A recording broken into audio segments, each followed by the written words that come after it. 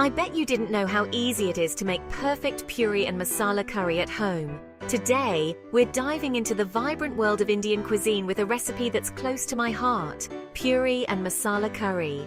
Imagine light as air puffed bread, golden and crisp, just begging to be dipped into a luxuriously spiced curry.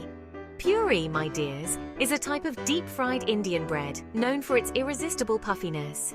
It's the perfect vehicle to scoop up flavorful curries and gravies. With a few basic ingredients and a little bit of love, you can recreate this classic in your own kitchen. So, roll up your sleeves, my lovelies, and let's embark on this culinary adventure together. Before we begin our culinary dance, let's gather our ingredients.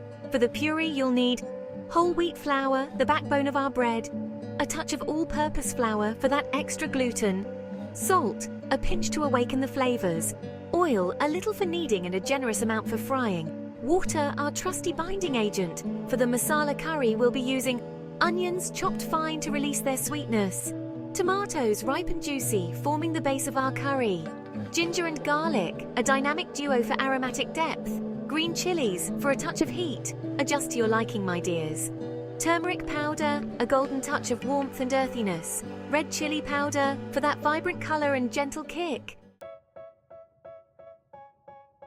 Making puri is like a graceful dance, my dears. It requires a gentle touch and a bit of patience. In a large bowl, combine the whole wheat flour, all-purpose flour and salt. Mix them together with your fingertips, ensuring the salt is evenly distributed. Now add the oil. Begin by drizzling a tablespoon or two into the flour mixture and rub it in with your fingertips, creating a breadcrumb-like texture. This step, my dears, is crucial for achieving those flaky layers in our puri. Gradually add water to the flour mixture, kneading continuously until you have a smooth and pliable dough. It should not be too sticky or too dry. Cover the dough with a damp cloth and let it rest for at least 30 minutes. This allows the gluten to relax, resulting in softer and more pliable puris. While the dough rests, let's heat our oil in a deep pan.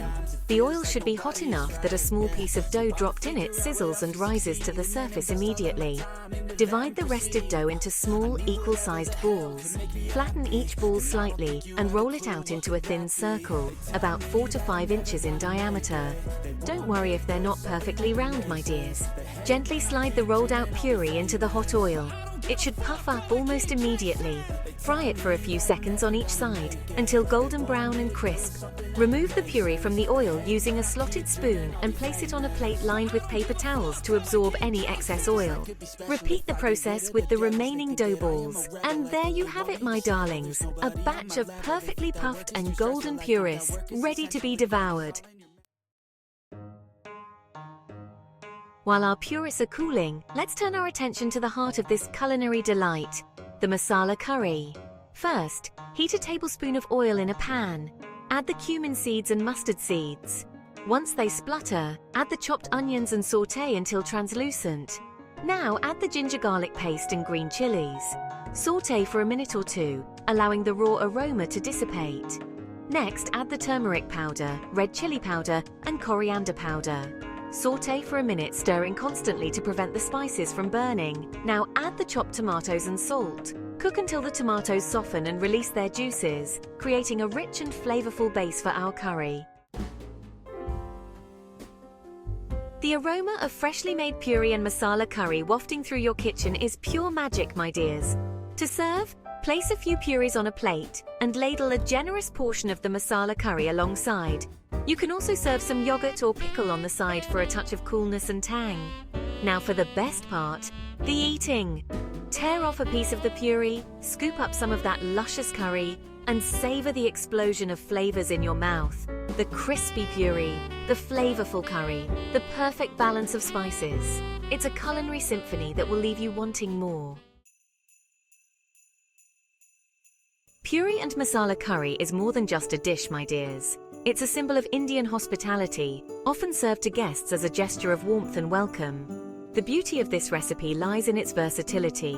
You can adjust the spice levels to suit your palate, add vegetables of your choice to the curry, or even pair the puri with a different curry altogether. So go ahead, my darlings, and recreate this classic in your own kitchens. Happy cooking!